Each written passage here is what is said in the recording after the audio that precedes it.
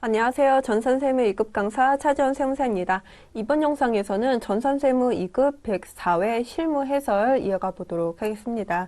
일단은 여러분들도 수험생 이거 지금 104회로 다운받으셔가지고 저와 같이 입력해 보도록 할게요. 저희는 A형으로 진행합니다. 일단은 문제 한번 보실게요. 지금 2004업 회사 코드는 1042고 전자제품의 제조, 도소매업을 주업으로 영위하는 중소기업으로 단기 회계기간은 2022년 1월 1일부터 12월 31일이다. 프로그램을 이용하여 다음 물음에 답하시오. 이거는 뭐 풀이 매번 똑같죠. 일반전표 입력으로 시작을 합니다. 5문제로 구성이 되어 있고 한 문제당 3점, 따라서 총 배점이 15점으로 되어 있어요. 여기서 틀리시면 안 되는 거죠.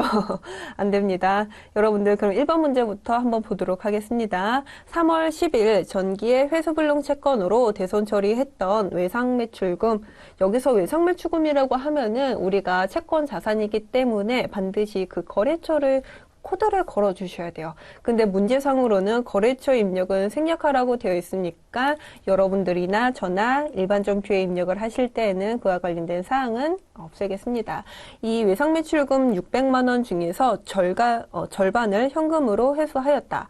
단 부가가치세법상 대손세액공제는 적용하지 않는다. 그러면 그 공급가액에 대한 문제만 여러분들이 한번 3월 10일자에 일반 전표에 녹여주시면 될 것 같아요. 지금 보시면은 여러분들 이와 같이 대손 처리했던 그런 채권들을 우리가 드디어 현금으로 받았을 때 그 당시에 대손 상각비로 처리를 했든 대손 충당금으로 떨었든지 간에 그건 전혀 상관없이 일단은 회수했을 때는 우리가 대손 충당금으로 걸어 주시는 거예요. 300만 원 받았으니까 300만 원만 우리가 살려주도록 하겠습니다. 그리고 뭐 차변으로 들어갈 거는 현금으로 회수했다라는 표현이 있으니까 현금 자산의 증가 차변으로 이와 같이 300만 원 적어 주실 거예요.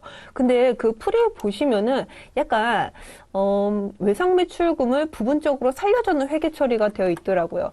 그래가지고 이와 같이 하는 게 가장 효율적이겠지만은 일단 대손 충당금 그 대변부터 한번 볼까요? 대손 충당금이 뭐 300만 원 발생한 건 맞는 거고 차변에 현금으로 300만 원 들어온 것도 맞기는 한데 차변에 이 외상매출금은 300만 원을 다시 살려줍니다. 그래서 대변으로 이 해당 외상매출금을 다시 없애줘요. 이와 같은 회계 처리를 한다는 거죠. 근데 지금 이게 번호가 1번과 2번으로 이와 같이 나누셨기 때문에 별도의 거래인 것처럼 보이지만은 아닙니다. 이거 지금 보시면은 번호 수정해가지고 똑같이 2번이라는 거래처로 이렇게 맞춰줄게요. 이거 지금 보시면은, 왜 이렇게 했느냐. 외상매출금을 300만 원을 다시 살려주고 왜 다시 떨어느냐. 솔직히 우리가 외상매출금으로 다시 살려줄 행위 자체는 아닌 거잖아요. 그냥 600만 원 중에서 절반만큼만 겨우 현금으로 회수를 한 거고 회수한 금액만큼 대손 충당금으로 이렇게 대변으로 다시 증가시켜 주는 거. 이것만 해주면 되는 거지 300만 원 외상매출금으로 다시 증가하고 다시 떨궈주는 거는 제 생각으로는 그렇게 효율적인 회계 처리는 아닌 것 같습니다. 물론 이렇게 처리해도 되기는 하지만 왜냐하면은 일단 외상매출금 첫 번째 줄 보시면은 600만 원 중에서 절반이 회수되었다는 걸 그런 걸 표현을 하려고 일부러 차변에 이걸 넣었던 것 같아요. 근데 저는 뭐 그렇게 뭐 추천하지는 않습니다. 그 다음 문제 보도록 할게요. 3월 15일 코스닥 상장 주식인 주식회사 에코전자의 주식 500주를 단기 보유 목적으로, 단기 보유 목적이라는 표현을 본 순간 이거는 단기 매매 증권이다 라고 여러분들이 판단하셔야죠. 이 500주를 주당 10,000원에 매입하고 대금은 수수료 50,000원과 함께 보통예금 계좌에서 이체하다 라고 되어 있는데 단 보시면은 수수료는 영업의 비용으로 처리할 것, 이거 보통 이렇게 단서를 주지 않는데 친절하게 해뒀습니다. 여러분들 단기 보유 목적 보통은 투자 목적으로 구입하는 경우가 대다수이기 때문에 그와 관련된 수수료는 800번대 판관비 비용으로 둘 수가 없어요. 따라서 900번대 영업의 비용으로 두는 수밖에 없습니다. 그리고 가장 특징적인 하나로는 단기 매매 증권의 그 취득과 관련된 부대 비용, 여기서는 수수료 50,000원이 될 수 있겠죠. 이를 취득원가에 가산하는 게 아니라 별도의 비용으로 처리를 한다는 게 약간 다른 자산의 취득과는 다른 점이라고 볼 수 있겠네요. 그럼 회계 처리 한번 보도록 하겠습니다. 단기 매매 증권 차변. 이와 같이 두고 500주에 10,000원이니까 500만 원이겠죠. 그 다음에 수수료 비용이라는 900번대 984로 시작하는 수수료 비용 선택을 하는 거고 5만 원 발생한 비용의 발생, 자산의 증가 각각 차변으로 처리를 했습니다. 근데 505만 원 이거 보통예금 계좌에서 이차였다라고 되어 있으니까 보통예금이라는 자산의 감소로 505만 원 대변으로 이와 같이 처리를 해주시면 될 것 같아요. 2번 뭐 매우 쉬운 문제였죠. 3번 보도록 하겠습니다. 7월 7일 여러분들도 같이 문제를 풀면서 하면은 좀 더 이해가 쉽고 습득하기가 훨씬 더 유리해요. 세 번째 보시면은 7월 7일 영업부서가 사용하고 있는 건물에 대한 재산세 126만 원, 그 다음에 뭐 생산부서가 사용하는 건물에 대한 재산세 88만 원을 보통예금으로 납부하였다. 이렇게 표현되고 있네요. 근데 여러분들 이와 같이 영업부서에서 혹은 생산부서에서 발생하는 비용은 800번대, 500번대 비용으로 반드시 구분해 줘야 된다는 거 말씀을 드렸죠. 그리고 재산세니까 817 세금과 공가라는 회계처리 개정 과목 사용을 합니다. 일단은 800번대 영업부서의 재산세는 126만 원, 그 다음에 517 세금과 공가로는 88만 원이니까 이와 같이 비용의 발생 차변으로 기입을 해주시고 그 전액이 우리 보통예금이라는 자산의 감소로 이와 같이 계산이 된 것이기 때문에 214만 원이 보통예금에서 나가는 대변으로 이와 같이 해주시면 될 것 같습니다. 그 다음에 7월 16일자 보도록 할게요. 세무교육 전문가인 한세법실에 초빙을 하여서 생산부서, 여러분들 이거 딱 보는 순간 어느 부서에서 발생된 비용인가를 가장 유념해 주셔야 되는 겁니다. 여러분들은 자연적으로 800번대 비용으로 선택을 하게 돼 있어요. 근데 여기서 보시면은 생산부서의 직원을 위한 교육비라고 되어 있잖아요. 그러면 500번대 교육비를 선택을 해 주셔야 되는 거겠죠. 이러한 직원들을 대상으로 연말정산 교육을 실시하고 그 대가로 이 한세법시에게 100만 원 중 원천징수 세액 33,000원을 제외한 금액을 보통예금 계좌에서 지급하였다. 단 교육훈련비 개정 과목으로 회계 처리할 것. 문제가 굉장히 친절해요. 그래서 여러분들의 교육훈련비 이와 같이 검색을 해 주시고 800번대 저희 자연스럽게 800번대로 이렇게 제가 했었는데 아닙니다. 500번대 525번 교육훈련비 체크하시고 일단은 비용이 발생하는 100만 원 그 자체는 맞기는 한데 이 100만 원을 모두 지급을 하는 게 아니고 그 세금을 제외한 그 나머지를 보통예금 계좌로 입금을 해야 되는 거겠죠. 그렇다고 하면은 우리 33,000원 이거는 어떻게 처리를 해야 되는 거죠? 예수금으로 봐야 되는 거겠죠. 왜 예수금인가? 내가 부담할 세금을 지금 납부하는 게 아니라 남의 세금을 대신 신고하고 납부해 주는 거잖아요. 우리 그것을 이와 같이 교육훈련비에서 발생한 원천세라고 하면 예수금이라고 했었고 그게 아니라 뭐 내가 다른 사람의 부가세를 대신 신고하고 납부해 주는 거는 부가세 예수금이라고 말씀을 드렸잖아요. 근데 여기서는 뭐 원천세다 보니까 예수금으로 처리를 한 거고 그 다음에 대변에 어떤 게 또 있을까요? 보통예금의 지급이 있을 수 있겠죠. 이와 같이 33,000원을 제외한 96만 7천원이 보통예금에서 감소된 자산의 감소로 대변에 이와 같이 적혀져 있는 걸 확인할 수 있습니다. 그 다음에 5번 가보도록 할게요. 8월 31일. 정기예금의 만기가 도래하여 원금 1,000만 원과 그 다음에 정기예금이자 40만 원. 근데 거기서 원천징수 세액이 61,600원이라고 되어 있네요. 이와 관련된 원천징수 세액을 제외한 나머지가 보통예금 계좌에서 입금되다. 이거 약간 문제가 이상해요. 모든 표현이 입금되다, 뭐뭐되다라고 되어 있는데 입금되었다라고 여러분들이 보시면 될 것 같아요. 단 원천징수 세액은 자산 항목으로 처리한다. 이게 무슨 말일까? 일단은 한번 회계 처리 한번 보도록 하겠습니다. 근데 그 전에 앞서가지고 이거 여러분들 굉장히 많이 나오는 표현 중 하나예요. 문제 좀 어디서 많이 본 것 같지 않아요? 103회 때인가 102회 때인가 이와 관련된 정기예금 만기가 도래해서 나의 다른 정기예금으로 이체되는 그런 거 제가 봤던 것 같은데. 그렇다고 하면은 더 이상 정기예금이라는 자산은 존재하지 않는 거죠.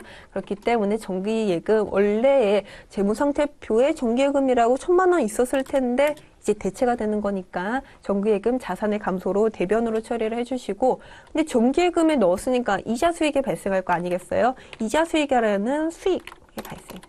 이자 수익이라는 수익의 발생은 대변이기 때문에 40만 원 적어 주시고, 그 다음에 당연히 수익이 발생하면 그와 관련된 세금을 부과하기 마련입니다. 선납세금으로 136. 여기서 말하는 그 자산 항목으로 처리한다는 게 이 선납세금 말하는 거예요. 여러분들이 법인이잖아요. 지금 2000사업이라는 주식회사 법인을 처리를 하고 있습니다. 이와 같이 이자 수익이 발생함으로 인해 가지고 이자 소득세를 낸다거나 혹은 그 법인세 중간납부로 법인세 일부분을 미리 납부하는 것을 우리가 반드시 선납세금이라는 개정 과목으로 처리를 해주셔야 돼요. 그리고 혹시라도 나중에 3월달 법인세에 관련된 정산을 할 때 우리가 선납세금을 제외한 그 나머지를 미지급 세금이라고 두고 이렇게 처리를 하는 거 여러분들 아실 거예요. 그 다음에 차변으로 다른 보통예금으로 이체되는 거. 잠깐, 선납세금이 지금 1040원이었나요? 아닌 거죠. 61,600원이었습니다. 따라서 그 나머지 깔기, 지금 1,338,400. 아이고. 10338, 아이고, 잠시만요. 10. 이와 같이 처리되는 거 확인하실 수 있습니다. 정기예금 없어지는 거 대변으로 차감해 주시고, 수익의 발생이니까 대변. 그 다음에 자산의 증가니까 차변, 그 자산의 증가, 보통예금 이와 같이 처리를 해 주셨고, 우리 이 일반전표 입력과 관련된 사항들은 다 입력을 했습니다. 여기서 틀리시면 안 돼요. 혹시라도 일반전표에서 2개 이상, 하나까지는 괜찮아요. 2개 이상 틀렸다라고 하시는 분들은 조금 뭐 복습이 필요할 것 같습니다. 다음 두 번째, 메인 매출 전표 입력과 관련된 사항. 이것도 일반 전표 입력과 마찬가지예요. 5문제가 나오고 한 문제당 3점으로 배점되어 있기 때문에 총 15점입니다. 이것도 한번 보도록 하겠습니다. 지금 잠시만요. 프로그램 보시면은 일반 전표 입력 바로 아래에 메인 매출이 있는 거 확인하실 수 있고, 여러분들도 뭐 배우신 입장이다 보니까 바로 확인하실 수 있고 클릭할 수 있어요. 일단 첫 번째 문제 보도록 할게요. 이 첫 번째 문제가 좀 덩어리가 크네요. 이거 좀 늘려서 보도록 하겠습니다. 1월 22일 공장 건물을 신축하기 위한 토지를 취득하면서 토지 정지 비용을 다음 달에 지급하기로 하고, 아래에 전자세금 계산서를 받았다라는 거겠죠. 지금 보시면은 우리가 지금 2000 사업에 대한 그러한 회계 처리를 하고 있는 거예요. 그렇다고 하면은 세금 계산서를 봤을 때 2000 사업이 지금 빨간색에 있는지 파란색에 있는지 보셔야 합니다. 여러분들 빨간색에 있는 거는 공급자예요. 판매자. 그리고 파란색에 있는 게 매입자입니다. 구매자. 그래가지고 우리가 그 일반 전표 메인 매출 전표 입력을 하실 때 뭐 11번인지 혹은 51번인지 여기서 구분을 해주셔야 된다는 거죠. 그리고 이거는 뭐 여러분들이 뭐 실무로 나가게 된다 보면은 이러한 전자세금 계산서 굉장히 많이 봅니다. 그래서 여기서 헷갈리시면 안 되는 거예요. 그러면은 여기 지금 토지를 취득했다라고 나와 있고, 공급받는 자도 2000 사업이라고 되어 있기 때문에 51번으로 해주셔야 되는 거겠죠. 근데 51번으로 해야 되는 건가요? 지금 보시면은 취득한 대상 자체가 토지 정지 비용과 관련된 내용이에요. 토지와 관련된 내용이기 때문에 이거 51번이 아니라 54번 불공으로 처리해 주셔야 된다는 거죠. 전자세금 계산서일지라도. 그렇다고 하면은 여기 지금 나와 있는 137만 5천 원, 이거 공제 대상이 아니라 이것도 토지의 취득원가에 가산이 되는 거겠죠. 그러면은 이와 관련된 회계 처리 메인 매출 전표 한번 보도록 하겠습니다. 볼게요. 여러분들도 저도 1월 22일자로 한번 보도록 할게요. 지금 54번인 거죠. 불공. 품목 여기 보시면은 전자세금 계산서란에 토지 정지 비용이라고 하는 거 그대로 적도록 하겠습니다. 수량 단가 없고 공급가액에 바로 1,375만 원을 적고, 그러면은 당연히 그와 관련된 부가세 10%가 부가세란에 자동 반영되는 거 확인하실 수 있을 거예요.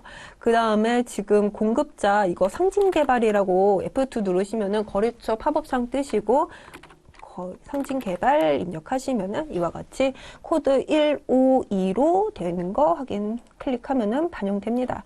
그 다음에 전자세금 계산서라고 되어 있으니까 당연히 이걸 안에 여기까지 붙여주시는 거. 어떤 분들은 여기 그 공급처 명까지 제대로 하시는데 이 수기인지 혹은 전자인지 이 체크를 안 하세요. 그래가지고 여기 여인데 불어하고 아니면 그냥 넘어가고 하는 경우가 굉장히 많습니다. 이러한 사소한 것까지가 여러분들의 실력인 거예요. 여기서 놓치시면 안 됩니다. 그 다음에 이거 지금 보시면 다음 달에 지급하기로 하고 그러면 이거 지금 외상으로 해야 될 것 같기는 하지만은 이거 토지의 취득과 관련된 내용이기 때문에 저는 혼합으로 하도록 하겠습니다. 지금 보시면은 외상 미수금이라고 되어 있으니까 반대로는 외상 미지급금인 거겠죠. 그럼 하단에 지금 보도록 할게요. 이거 지금 공급가액과 부가가치세를 합한 금액 1,512만 5천 원이 원재료라고 되어 있어요. 이건 어쩔 수가 없어요. 기본 설정값이 저희가 원재료라고 이렇게 설정을 했기 때문에 어쩔 수 없는 거고 이를 토지로 변경해 보도록 하겠습니다. 이와 같이 토지의 증가로 차변에 부가세 포함한 금액이 불공 항목으로서 이렇게 발생이 된 건데 이거 어떻게 처리하는 거죠? 미지급금이라는 부채의 발생도 같이 표현해 주셔야 된다는 거죠. 왜냐하면 여기 하단에 보시면은 합계 금액이 이 1,525만 원이라는 이 계산을 어떻게 할 것인가 보시면은 현금으로 했는가 아니면 수표로 했는가 어음으로 했는가 아니면 외상 미수금 아직 받지 못하는가 지금 보시면은 이 금액을 청구합니다 라고 하면서 아직 받지 못했다는 거를 이 지금 판매자 입장에서 이렇게 발행을 한 거거든요. 그 말은 즉슨 이천 사업은 외상 미수금으로서 아직은 지급하지 않은 다음 달에 지급해야 할 미지급금으로 처리를 해 주셔야 한다는 거죠. 미수금의 반대 계정 과목은 미지급금인 거잖아요. 그래서 여러분들이 혼합으로 체크를 해주셔서 이와 같이 미지급금으로 처리하는 것까지 깔끔하게 해주시면 될 것 같습니다. 두 번째 문제 보도록 할게요. 이것도 좀 사이즈가 크네요. 1월 31일 레고 문구 일반과세자라고 되어 있네요. 일반과세자. 레고 문구에서 영업부서가 사용할 문구류를 현금으로 매입하고 아래 현금 영수증을 받았다. 단 문구류는 소모품비, 비용으로 처리를 해야 한다는 것이겠죠. 그 다음에 지금 보시면은 지출 증빙용으로 발급받은 걸 확인할 수 있습니다. 이건 약간 지금 시험과는 무관한 내용이기는 하지만은 여러분들이 현금 영수증을 발급받았을 때 근로자의 경우라고 하면은 소득공제용을 받으시는 거고 이와 같이 사업용으로 비용으로 처리할 거는 지출 증빙으로 처리를 해주셔야 돼요. 이거 반드시 실무에서는 반드시 알아야 되는 겁니다. 근데 지출증빙용으로 정상적으로 발급을 받았고 그 다음에 뭐 공급가액 보시면은 15만 원, 그 다음에 부가세 15,000원 해가지고 공급 대가가 16만 5천 원인 걸 확인하실 수 있습니다. 그리고 당연히 일반과세자에게 매입한 것이기 때문에 공제될 수 있는 거예요. 그 다음에 사업과 관련된 비용이니까 800번대 소모품 비용으로 처리하는 것까지요. 그러면은 이거 한번 보시면은 여러분들이나 저나 그 일자를 1월 31일로 수정을 해줍니다. 현금 영수증과 관련된 매입 그 중에서도 과세분이라고 하면은 61번으로 처리를 해주셔야 되는 거겠죠. 품목 이거 어떤 거 해야 될까요? 그래서 보시면은 뭐 딱히 적으라는 뭐 그런 표현이 없습니다. 따라서 품목 수량 단가는 그대로 스킵하시고 제가 잘못했네요. 잠깐만요. 이거 다시 삭제하고 가보도록 하겠습니다. 왜냐면은 뭐 61번이었나요? 이거 지금 뭐 현금 매입이라든지 혹은 카드 매입 현금 매출, 카드 매출과 같은 경우에는 공급가액 란에 공급 대가를 써야지만 그게 뭐 공급가액하고 부가세가 나눠지는 거잖아요. 제가 착각을 했습니다. 그래서 공급가액 란에 16만 5천 원을 적을게요. 그러면은 이와 같이 15만 원, 15,000 원으로 나눠지는 걸 확인하실 수 있어요. 그 다음에 이거 지금 거래처가 어디인 거죠? 레고 문구입니다. 적으시고 그 다음에 붕괴는 이거 어떻게 처리해야 될까요? 현금으로 매입을 했기 때문에 지금 현금으로 처리를 해주셔야 되는 거고 하단에 이거는 기본 설정값이니까 원재료가 아니라 소모품비로 800번대 830으로 처리를 해주시면 될 것 같아요. 여기까지 해주시면은 뭐 정상적으로 된 거겠죠. 그리고 2번 문제는 다 본 것 같고 3번 가보도록 하겠습니다. 2월 28일자 정상적인 구매 확인서에 의하여 주식회사 안건으로부터 원재료 3천만 원을 매입하고 영세율 전자세금 계산서를 받았으며 대금은 보통예금으로 지급하였다.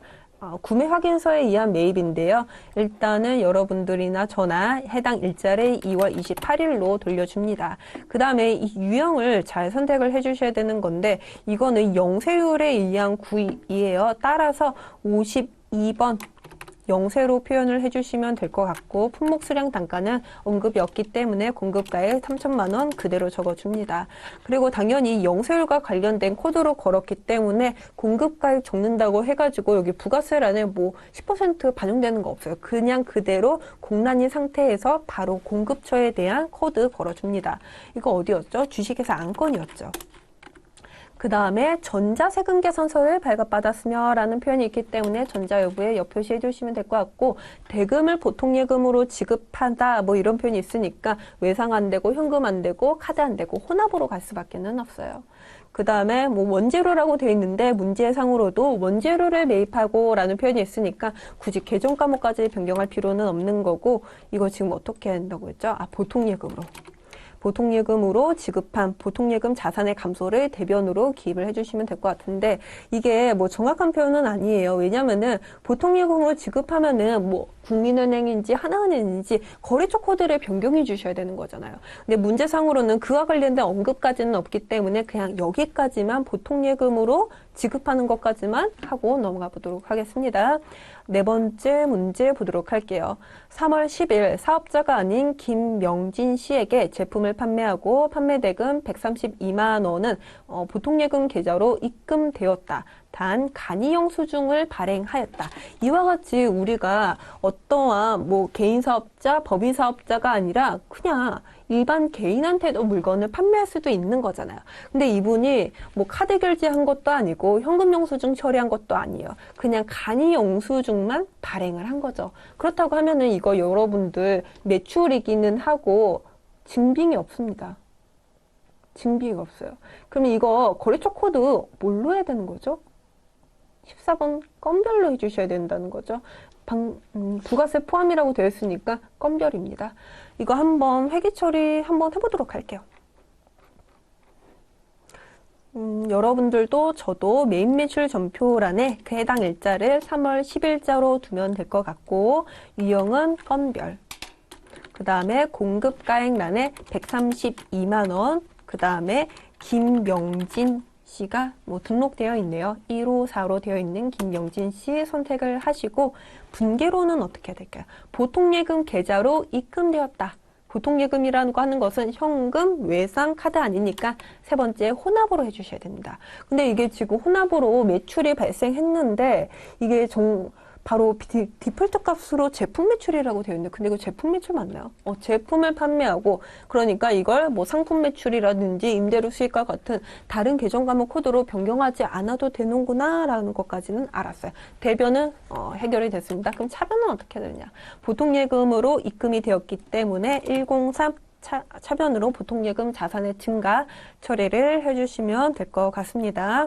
네, 지금 4번까지 문제 풀었고요. 5번 가보도록 하겠습니다.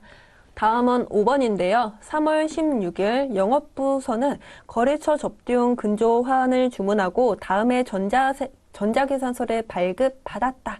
지금 보시면은 전자계산서라고 되어 있고 공급받는 자로 2000사업으로 되어 있는 걸 확인하실 수 있습니다. 이와 같이 근조화하는 꽃이기 때문에 전자계산서인 거예요. 면세 대상입니다. 그리고 지금 이걸 한번 매입 매출 전표에 입력을 해보겠는데 여러분들이나 저나 3월 16일자로 일자 변경해 주시고 잠시만요. 일자 변경해 주시고 기입을 할 건데 전자계산서이기 때문에 이거 면세로 두셔야 된다는 거죠. 53번 면세입니다. 그 다음에 품목 수량 단가는 전자계산서, 전자세금 계산서란에 기재되어 있는 값으로 그대로 적어주시면 돼요. 수량은 하나, 그 다음에 단가 9만 원, 공급가에 9만 원. 그리고 어디로부터 매입을 한 거죠? 제1화원이라는 꽃집에서 매입을 했습니다. 전자계산서이기 때문에 전자요금에 역표시해 주는 것까지. 그 다음에 이거 어떻게 결제를 한 거죠? 하단에 보시면은 외상 미수금이라고 되어 있네요. 이거 아직 지급을 안 했습니다.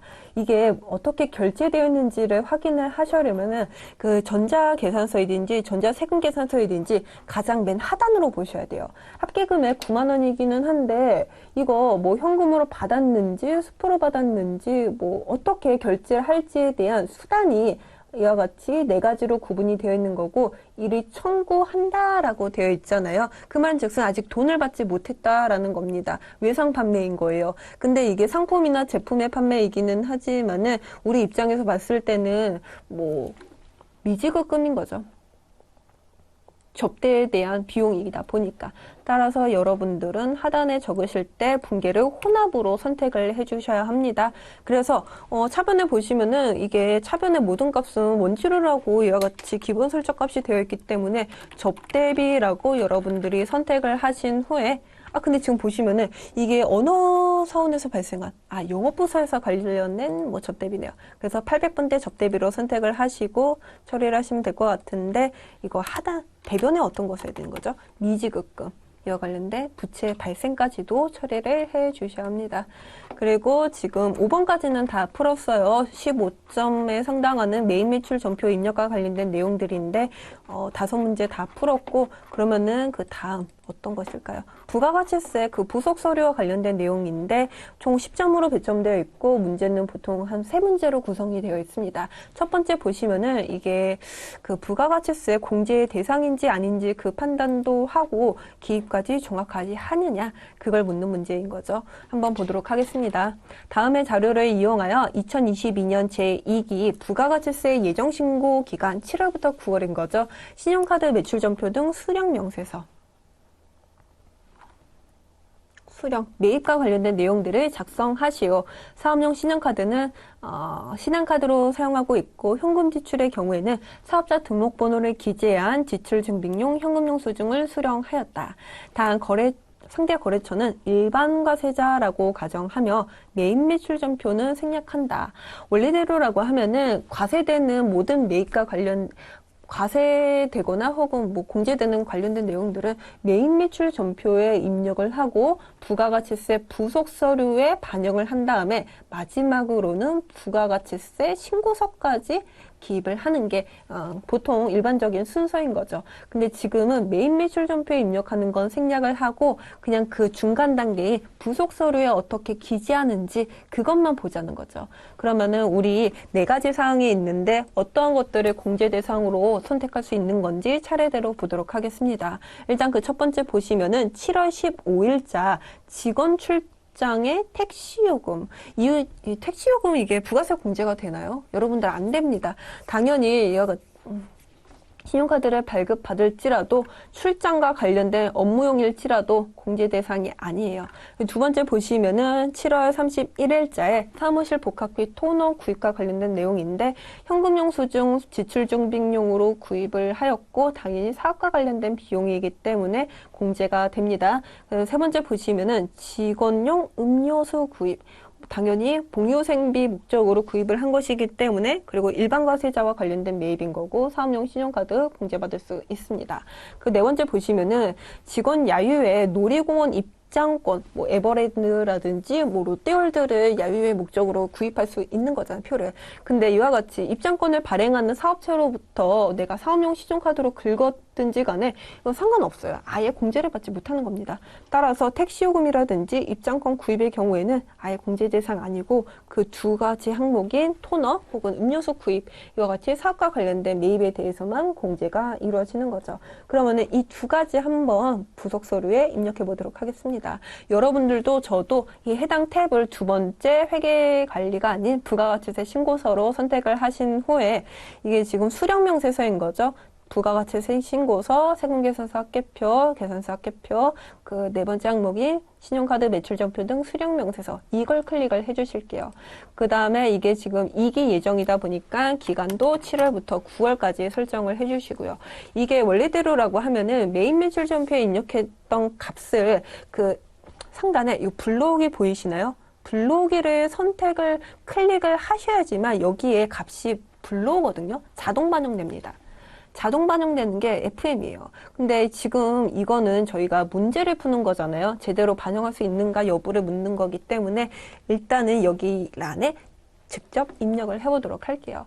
일단은 7월 31일자 0731 이거 지금 현금 영수증으로 기입을 한 거고 여기 보시면은 오피스에 대한 매입인 거고 이 카드 회원 번호가 어떤 것이겠죠? 1000, 2000, 3000, 4000. 그 다음에 공급가액은 15만 원, 15,000원 이와 같이 기입을 해주십니다. 그 다음 두 번째 음료수 구입과 관련된 내용 8월 12일자이고 이거는 사업용 신용카드입니다. 근데 여러분들 보시면은 이게 지금 네 가지로 구성이 되어 있어요. 이거 이론 시간에도 배웠던 건데 지금 잠깐 간략하게나마 한번 보도록 하겠습니다. 현금 영수증과 관련된 내용이죠. 현금이라고 되어 있는 거는 그 다음에 복지카드라고 하는 건데 이거는 여러분들이 운송업 관련한 내용에서 배워보실 수 있어요. 운송업자분들은 복지카드라는 것을 따로 사용을 합니다. 그때 반영이 되는 것이겠고 사업용 신용카드라고 있어요. 여러분들이 사업용으로 사용하고 있는 카드를 홈택스에 등록한다고 하면은 이 세 번째 사업용 신용카드라고 볼 수 있는 것이겠고 그 나머지 그 밖에 신용카드라고 하는 것은 내가 지금 홈택스에 등록된 것은 아니지만은 뭐 사업과 관련된 지출이고 혹은 내 직원이 구입한 그 기타의 카드의 경우에는 이 네 번째 신용카드로 구분을 할 수 있는 거예요. 근데 여기에서는 아예 명백하게 사업용 신용카드라고 친절하게 여러분들한테 안내를 하고 있기 때문에 다른 거 고민할 거 없이 그냥 세 번째 사업용 신용카드라고 선택을 해주시면 되는 거예요. 그러면은 여러분들도 저도 사업용 신용카드라고 두고 그 마트가 어디인 거죠? 이음마트입니다. 그 다음에 카드 회원 번호 죄송합니다. 이거 지금 현금 영수증인데 제가 카드 회원 번호를 썼네요. 삭제해 주시고 사업용 신용카드에서 적어 주셔야죠. 그 다음에 공급가액은 5만원, 부가가치세 5,000원 기입해 줍니다. 이와 같이 지금 현금 영수증으로 15만원, 사업용 신용카드로 5만원, 그래서 합해서 20만원, 10만원으로 기재되어 있는 걸 확인하실 수 있습니다. 지금 이와 같이 여러분들이 입력을 했다고 하면은 반드시 상단에 F11 저장하기 버튼을 클릭을 해주셔야 되는 거예요. 여러분들이 메인 매출 전표나 혹은 일반 전표 입력의 경우에는 입력한 것만으로 저장이 돼요. 하지만 부속서류나 신고서 같은 경우에는 마감을 하시거나 혹은 저장을 반드시 해주셔야 됩니다. 여기에서는 저장 버튼이 있기 때문에 여러분들이나 저나 저장하고 창을 닫아 주셔야지만 그 부속서류에 그대로 해당 값이 저장이 돼요. 아시겠죠? 그 다음 두 번째 문제 보도록 하겠습니다. 보시면은 기존에 입력된 자료 혹은 불러온 자료는 무시하고 아래의 자료만을 이용하여 2022년 제1기 확정신고 4월부터 6월까지 이 부가가치세 신고서를 작성하는 거네요. 직접 입력하여 작성하시오. 다음 부가가치세 신고서 이외에 과세표준 명세, 기타 부속 서류의 작성은 생략하며 세액공제를 받기 위해서 전자신고를 할 예정이다. 이게 무슨 말인고 하면 전자신고 세액공제 받으라는 거거든요.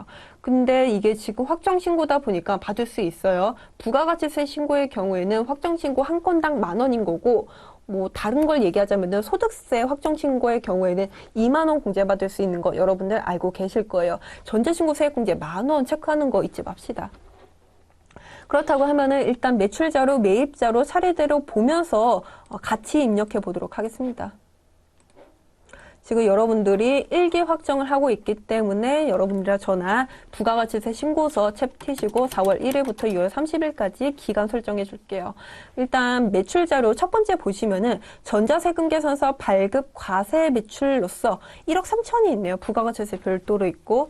그런 말은 즉슨 우리가 그 빨간색 버튼 란에, 빨간색 란에 일단은 기입을 해줘야 된다는 거죠.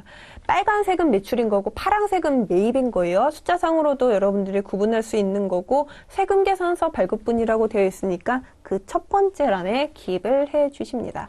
여기에 지금 여러분들이 1억 3천이라고 적으시면은 그에 대한 10%가 1,300만 원으로 자동 반영되는 거 확인하실 수 있는 거고 그 두 번째 신용카드 과세 매출액 330만 원 이거는 지금 여러분들이 부가가치세 포함이라고 되어 있기 때문에 여러분들 해당 그 세 번째, 신용카드 현금 영수증 발행분으로 330만 원 적으셔야 된다는 건데 여기엔 그냥 300만 원만 기재하시면은 30만 원 자동 반영될 거예요. 그다음 그 세 번째로 그 직수출액 이 1,200만 원이 있는데 여러분들 이게 구매 확인서나 혹은 내국 신용장에 의한 수출 뭐 그런 표현이 없기 때문에 우리가 영세 중에서도 세금계산서 발급분이 아닌 기타란으로 적으셔야 된다는 거 여러분들 알고 계시겠죠? 1,200만 원 기입합니다. 당연히 영세율이다 보니까 1,200만 원을 기입을 해도 여기 세액란에 반영되는 건 없어요.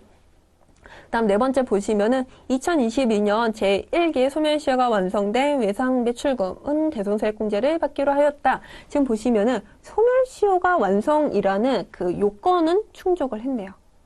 요건 오케이. 그 다음 보시면은 대손세액 공제를 받기로 하였다. 뭐 오케이. 부가세 수완 포함.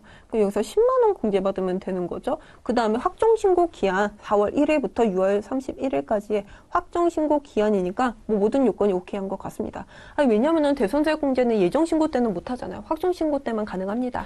따라서 여러분들이나 저나 그 대손세액 가감이라는 파트란에 10만 원을 마이너스로 직접 마이너스 치신 다음에 여기서 나오는 1,330만 원을 1,320만 원으로 이렇게 돌려주는 거예요. 한번 기입을 해보면은, 잠시만요.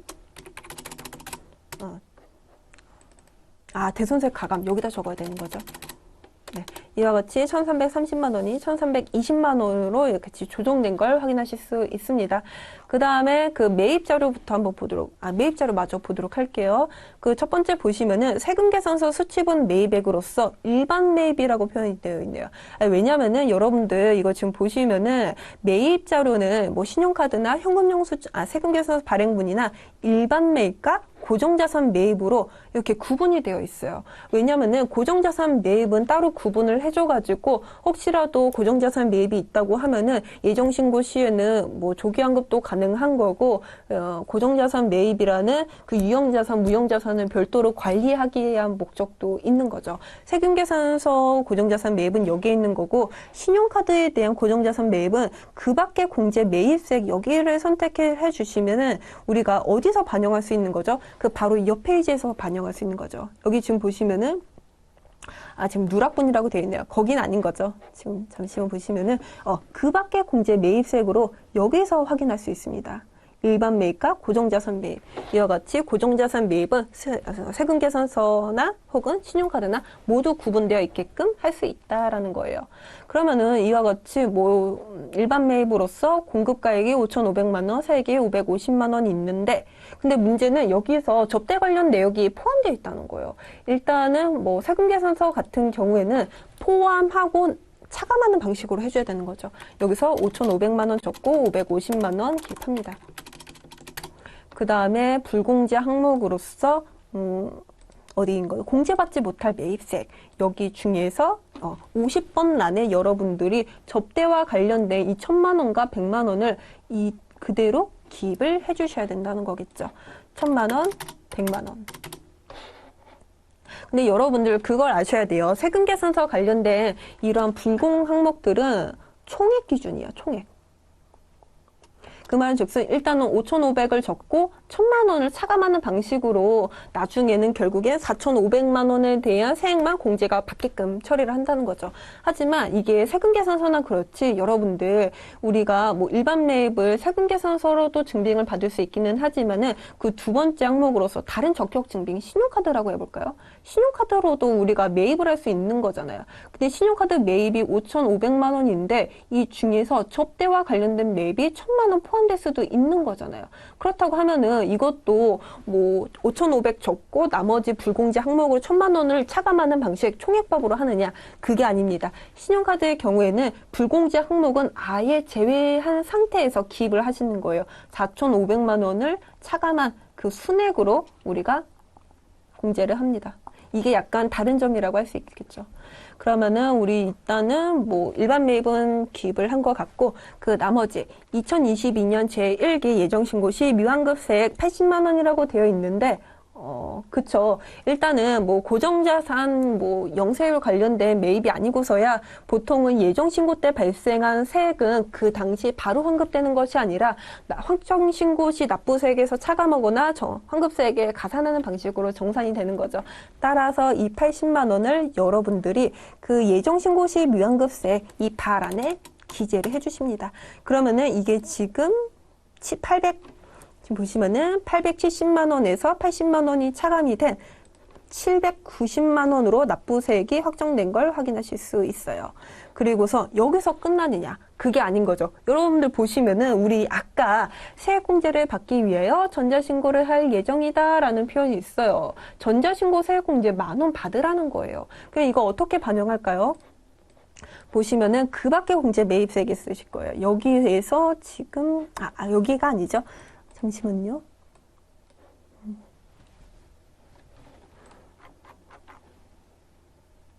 여기 경감공제세액이라는 초록색 파트 보이시나요? 여기에서 반영을 해주셔야 합니다. 여기 클릭을 하시면은 전자신고 세액공제라고 보이실 거예요. 여기 클릭했고 그 다음에 그 밖에 공제 감면세액에서 전자신고 세액공제 여기 클릭을 하시면은 10,000원 기재 가능합니다. 이처럼 뭐 10,000원까지 세액공제 받는 걸로 모든 뭐 감면 공제 다 받은 것 같고 결과적으로는 789만 원 납부할 세액으로 확정된 걸 확인하실 수 있습니다. 이와 같이 뭐 지금 5점짜리고 조금 시간이 걸렸던 것 같아요. 근데 제가 해설을 하느라 이렇게 길어진 것 뿐이고 여러분들 같은 경우에는 매출자료, 매입자료, 그 다음에 이와 같이 세액공제 명세만 제대로 첫 번째, 두 번째, 세 번째 제 차례대로 입력을 해주시면은 한 3분 이내, 2분 이내에는 풀이가 가능할 것 같아요. 그 다음 세 번째 한번 보도록 하겠습니다. 이것도 부가가치세 그 전자신고와 관련된 내용이죠. 이게 뭐 몇 해 전까지만 하더라도 없었죠. 근데 생겼죠. 2점짜리. 근데 여러분들 이거 전혀 어려운 거 아닙니다. 그냥 마감해요. 부가가치세 신고서 마감하고 전자신고란에 교육용으로 진행을 하고 제출하기까지 완료하기만 하면 되는 거예요. 일단은 비밀번호는 1, 2, 3, 4, 5, 6, 7, 8 왜냐면은 비밀번호 최소 자리가 8자리거든요. 따라서 8번까지 그대로 입력하는 것 같은데 지금 보시도록 할게요. 여러분들 이거 일단 뭐 저장하고 마감해 보도록 굳이 그거까지는 하지 않을게요. 보시면은 하단에 전자신고라고 보이실 거예요. 전자신고 탭에서 전자신고 클릭을 해보도록 하겠습니다. 그 다음에 지금 일자는 어떻게 해야 되는 거죠? 문제 한번 보도록 할게요.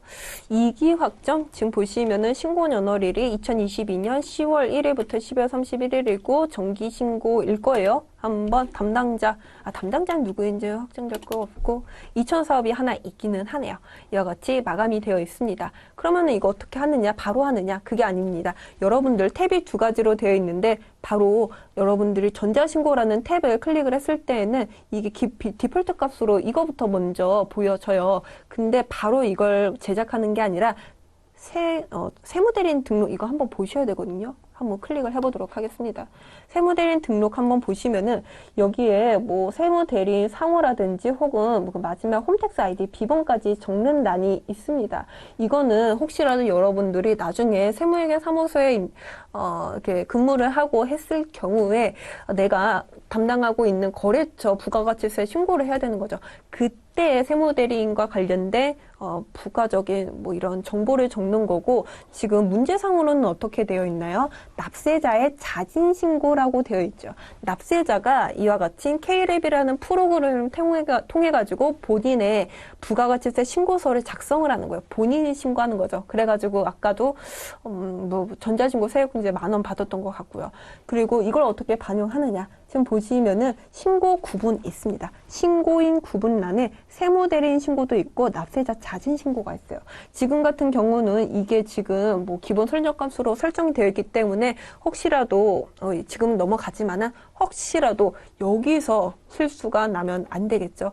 여기 문제상이 주어져 있는 거는 그냥 찬찬히 살펴보기만 하면은 절대 오류가 날 수 없는 겁니다. 그래서 여기까지 진행해 주고 이거 클릭을 하시고 제작 누르시고 비밀번호 어떤 거였죠? 1, 2, 3, 4, 5, 6, 7, 8 4, 5, 6, 7, 8 보시면은 비밀번호는 8자리 이상 20자리 이하로 입력하시오. 그래서 문제상으로는 1, 2, 3, 4, 5, 6, 7, 8 가장 뭐 기초적인 기본적인 그런 숫자로 이렇게 설정을 한 거예요. 근데 어떻게 하든지 여러분들은 기억만 해주실 수 있다면은 어떤 설정 값이다 상관없습니다. 이와 같이 제작 완료하였고 그 다음에 어떤 거 해야 되는 거죠? 최종적으로 구수익청 홈택스에 전자제출 파일 제출하기까지 완료한다 라고 되는데요. 이거 지금 F6 홈택스 바로가기 보이시죠? 이거 한번 클릭을 해보도록 하겠습니다.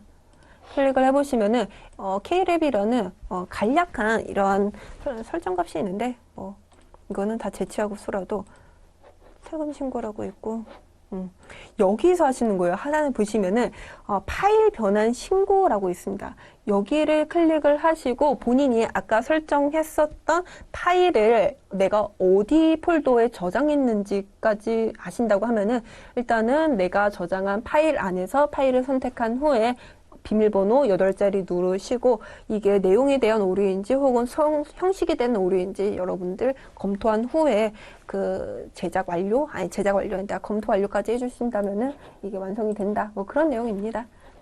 이거는 꺼도록 하고 잠시만요.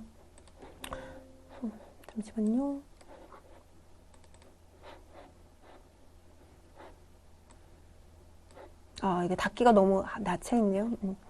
이와 같이 여기에 있네요 지금. 제가 아까 그 팝업 창으로 봤었네요. 그건 아니고 여기서 한번 제대로 해보도록 하겠습니다. 여러분들이 지금 K랩이라는 프로그램을 통해 가지고 파일을 제작을 했어요.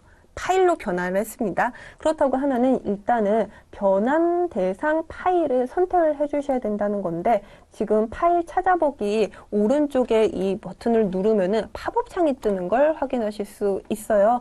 그래서 일단은 여기에서 해당 파일을 찾으셔야 된다는 거고 그 다음에 혹시라도 찾으셨다고 하면은 하단에 형식 검증하기 잠깐만요. 이 버튼 클릭을 해주시고 내용 검증하기 버튼 클릭을 해주시고 그래서 혹시라도 여기에 오류가 없다고 하면은 정상적인 전자 파일 제출까지 차례대로 버튼을 클릭을 해주시면 됩니다.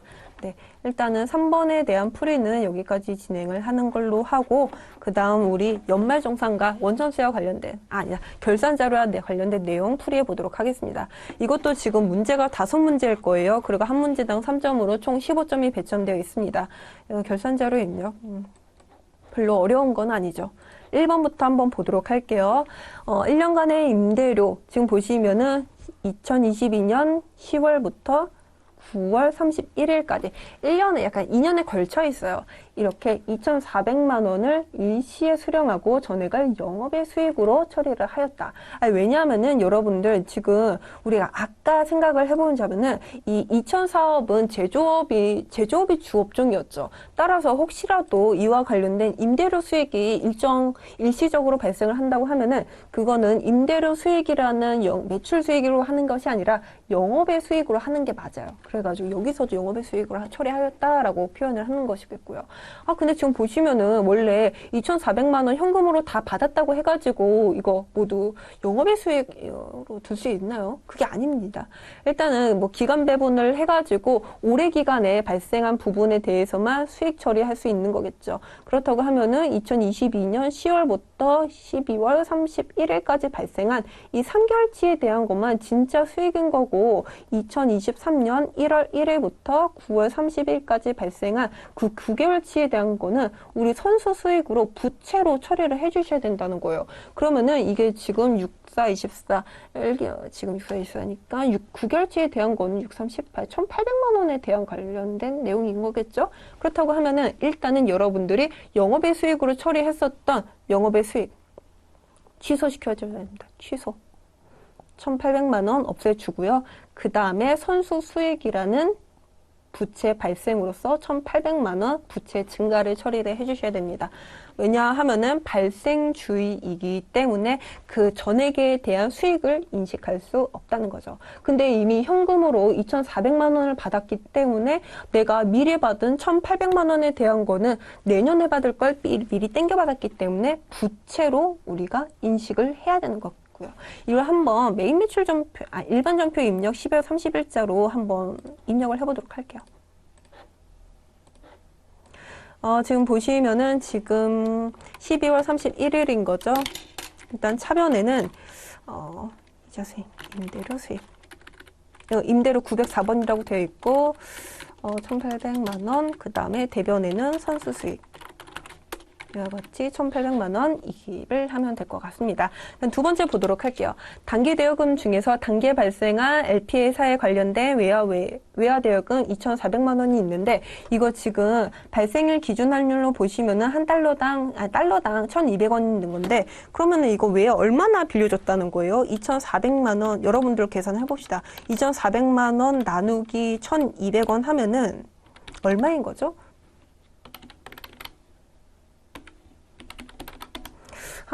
2만 달러는 빌려준 것 같은데요. 2만 달러.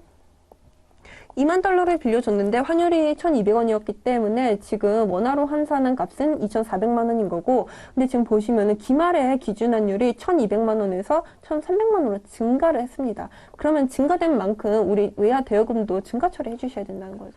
그래서 2만 달러 곱하기 1,300원 1,200원 하면은 200만 원만큼의 외화 대여금이 증가한 걸 처리할 수 있습니다. 그래서 외화 대여금 이와 같이 자산의 증가 200만 원 처리해 주시는 거고 외화 환산 이익으로서 수익의 증가 대변으로 기입을 해주시면 될 것 같고 따로 메인 매출 일반 전표에 입력하진 않겠습니다.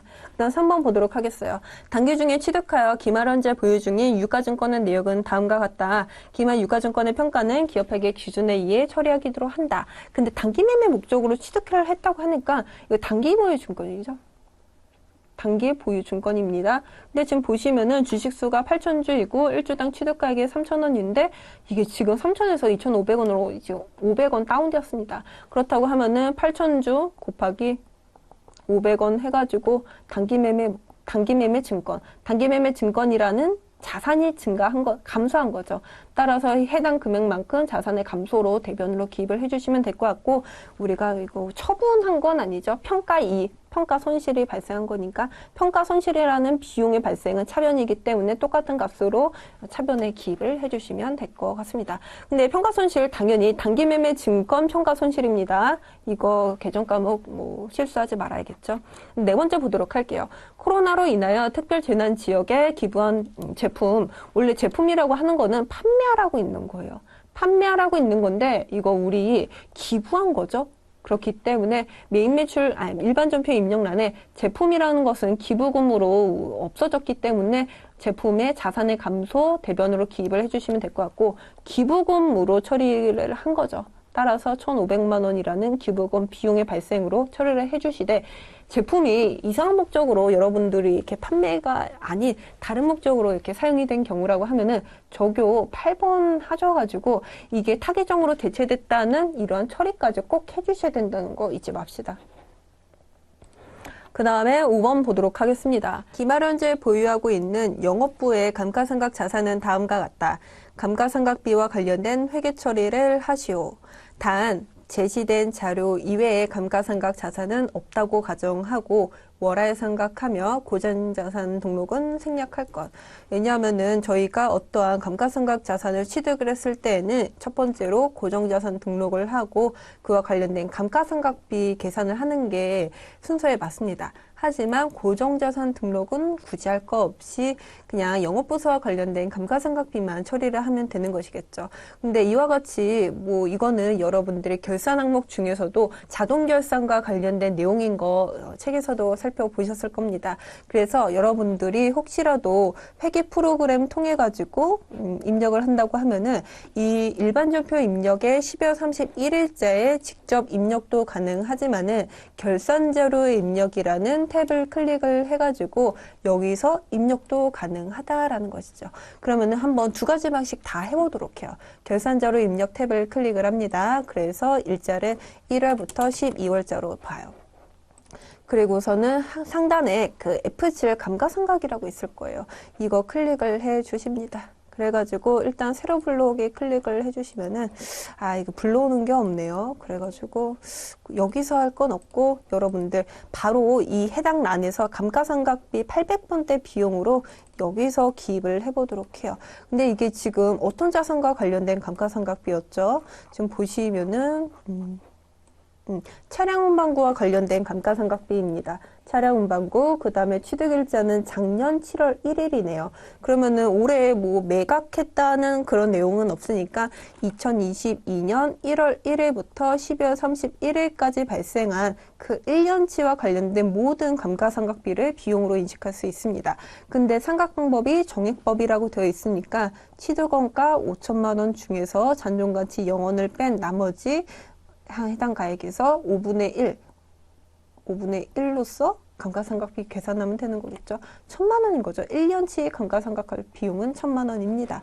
그렇다고 하면은 여러분들 일단은 감가상각 비용 중에서 우리가 어떤 걸 처리하느냐. 영업부서와 관련된 감가상각비. 그래서 여기서 500번대에서 머무르시면 안 돼요. 저와 같이 800번대 우리 판매비와 관리비 쪽으로 가셔가지고 감가상각비란에 어디 있는 거죠? 지금 감가상각비 중에서도 차량 운반구와 관련된 감가상각비 1,000만 원 기입을 하신 다음에 전표 추가 클릭하시면은 우리가 이걸 메인 매출 전표, 일반 전표에서 바로 확인하실 수 있습니다.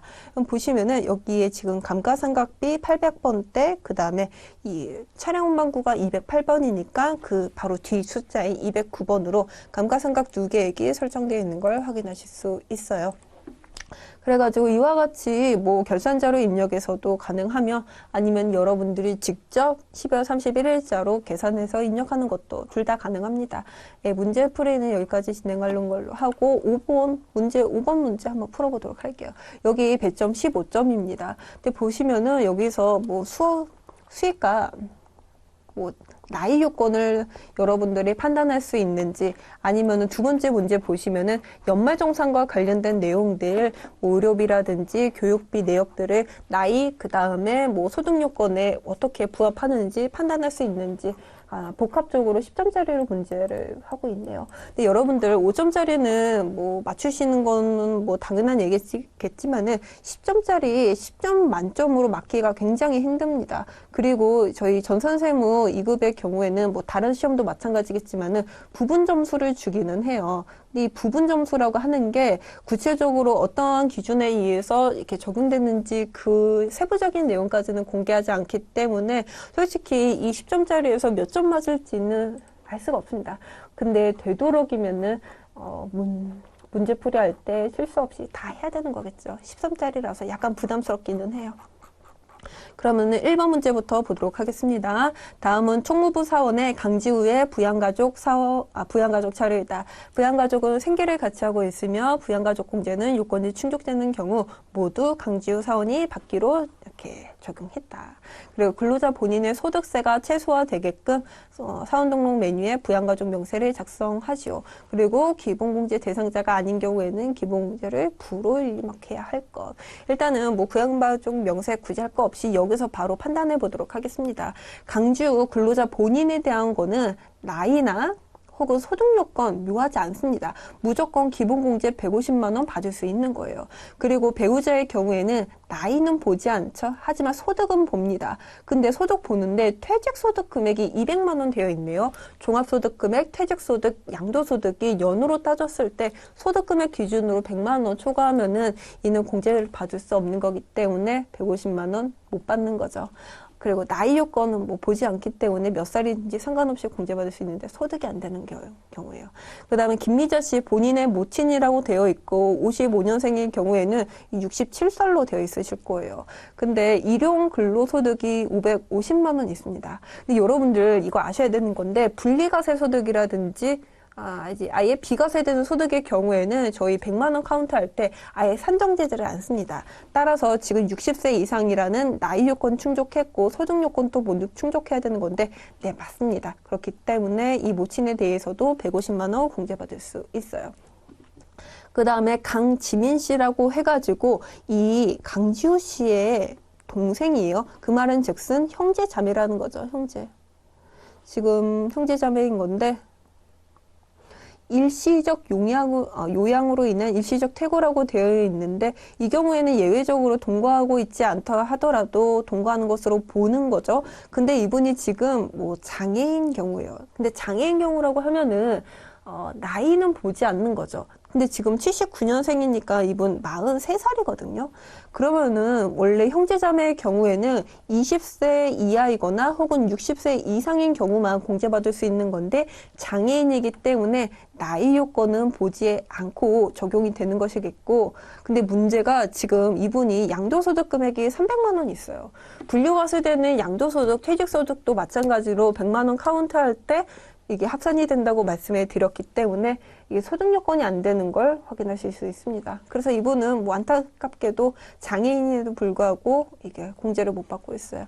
근데 이게 나중에 추가 공제를 생각을 하실 때 추가 공제의 경우에는 그 기본 공제 대상이 적용이 되는 분들 한정으로 추가 공제도 되기 때문에 장애인이라 할지라도 추가적으로 나중에 200만 원 공제도 적용이 안 될 것으로 예상이 됩니다. 그 다음에 강지율 씨하고 강민율 씨는 이 강지율 씨, 정혜민 씨의 자녀인 거죠. 네, 강지율 씨가 첫째, 이민율 씨가 둘째입니다.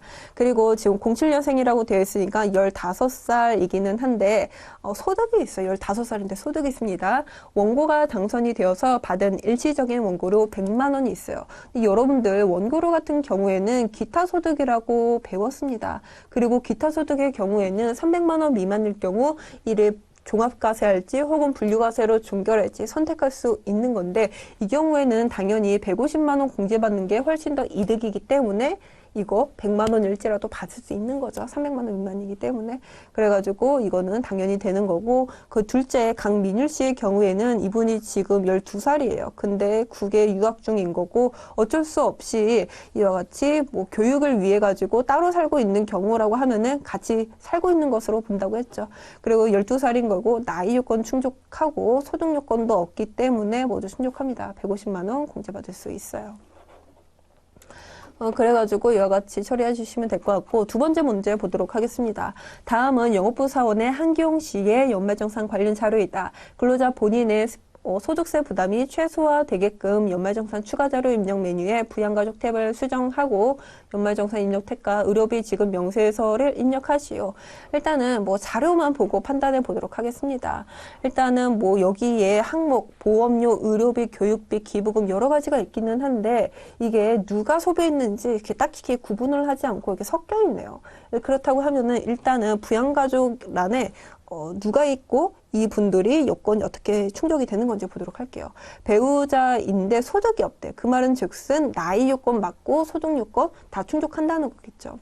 그 다음에 자녀가 있는데 초등학생이니까 20세 이하일 거고 소득도 없기 때문에 소득 요건도 맞습니다. 이분도 공제를 받을 수가 있어요. 오케이. 그 다음에 김어른이라는 이 근로자의 모친인데 생계를 같이 하고 총급여가 600만 원이네요. 근데 장애인이요. 이분 같은 경우에는 뭐 나이 같은 경우에는 60세 미만이라도 장애인이기 때문에 공제가 가능하기는 한데 총 급여액이 500만 원 이상 넘었기 때문에 소득 요건이 안 맞춰지는 것 같아요. 그래서 이 총 급여액 때문에 이분은 뭐 일단은 소득 요건은 못 맞춘다. 그 다음에 두 번째 보시면은 주택자금과 관련된 세부 내역은 뭐 이따 보기로 하고, 이런 상태에서 위의 사항들을 한번 보도록 하겠습니다. 여러분들 보시면은 바로 보험료부터 나오는데 보험료는 일단은 나이 요건 충족해야 되고 소득 요건도 모두 충족해야 된다는 거죠. 따라서 일단 아까 봤었던 그 모친의 경우는 이거는 아예 적용 못 받을 것 같아요. 근데 여기에 보시면은 모친은 아예 없죠. 그러면 한번 보도록 할게요. 자동차 보험료 75만 원, 그 다음에 저축성 보험료 납입액 100만 원, 보장성 보험료 납입액 15만 원. 근데 이 저축성 보험은 아예 배제 대상인 거죠. 보장성 보험의 경우에만 공제받을 수 있는 거기 때문에 본인의 자동차 보험료 75만 원에 자녀의 그 보장성 보험료 15만 원 합산을 한 90만 원을 공제받을 수 있을 것 같습니다. 그 다음에 두 번째, 의료비 보도록 하겠습니다. 의료비는 나이 요건도 보지 않고 소득 요건도 보지 않습니다. 왜냐하면은 아파서 치료받는 부분에 대해서 나이나 소득으로 차별을 하지 않겠다라는 거예요. 따라서 이 모친 같은 경우에도 모친 관련단 뭐 300만 원이라든지 뭐 건강증진은 아예 의료비 공제 대상에서 배제하겠지만은 이 300만 원을 우리가 공제를 해주겠다는 거예요. 왜냐? 나이도 보지 않고 소득도 보지 않기 때문에. 그리고 배우자 거 한번 보도록 하겠습니다. 배우자가 허리디스크 수술비로서 120만 원을 지출을 했는데 의료비 보험금으로 50만 원을 수령을 했네요. 그러면은 일단은 지출 금액으로는 120만 원을 적어야 되겠지만은 여러분들 그 의료비 지급명세서 그 작성하실 때 실손 의료비 얼마를 받았는지까지 구분해서 입력하도록 되어 있어요. 따라서 일단은 50만 원을 차감을 한 그 순액인 70만 원만큼만 공제가 되어야 한다. 그 다음에 교육비 보도록 할게요. 교육비의 경우에는 대학생도 있기 때문에 나이는 보지 않아요. 대학생은 무조건 20세 이상인 거죠. 따라서 나이는 보지 않고 소득은 봅니다. 자녀 캐나다 현지 소재의 초등학교 수업료. 이와 같이 뭐 교육법에 따른 교육기관이라고 하면은 자녀가 해외에 있다 할지라도 해외에서 지출한 비용도 모두 공제가 가능한 거죠. 근데 모두는 아닌 거죠. 일단은 뭐 초등학교라고 하면은 뭐 300만 원 한도인 것 같습니다. 그래서 2천만 원을 적대 한도가 300만 원이 적용이 되어서 300만 원에 뭐 15%였나? 그 15%가 적용이 되어서 결과적으로는 45만 원 공제 가능한 거 확인하실 수 있고요. 그 다음에 기부금. 이 배우자 종교단체 기부금 이거는 뭐 나이 요건은 보지 않지만은 소득 요건은 보기 때문에 배우자 되는 거죠. 그래서 50만 원 종교단체 기부금으로 기입하시면 될 것 같아요. 그 다음에 신용카드 사용금액입니다. 신용카드 사용금액의 경우에는 나이는 보지 않죠. 하지만 소득은 봅니다. 본인의 신용카드 1,000만 원 중에서 대중교통 이용분 100만 원이 포함이 되어 있어요. 그렇다고 하면은 일단 대중교통하고 전통시장은 따로 빼야 되기 때문에 왜냐하면은 대중교통 전통시장은 40%였나? 일반적인 신용카드 현금영수증보다 그 공제율이 더 높아요. 그래서 중복 공제는 안 되고 따로 분리를 해야 되는 거죠. 그래서 대중교통 100만 원. 잠시만요. 대중교통으로 100만 원. 그 다음에 신용카드로 900만 원. 1,000만 원에서 100만 원을 차감한 900만 원을 공제받을 수 있는 거고, 당연히 모친의 병원비 해당 300만 원은 중복 공제가 가능하기 때문에 의료비도 받고 신용카드 등도 받을 수 있는 거예요. 그리고 배우자 현금영수증 보시면은 여기에 또 전통시장이라고 있어요. 따라서 중복 공제는 되지 않고 무조건 공제율이 높은 걸로 공제를 받아야 되기 때문에 전통시장 40%로 따로 50만 원을 기입을 하고, 순수 현금영수증으로 공제받을 금액은 400만 원에서 50만 원을 차감한 350만 원이라고 여러분들이 구분해서 기재를 해주시면 될 것 같습니다.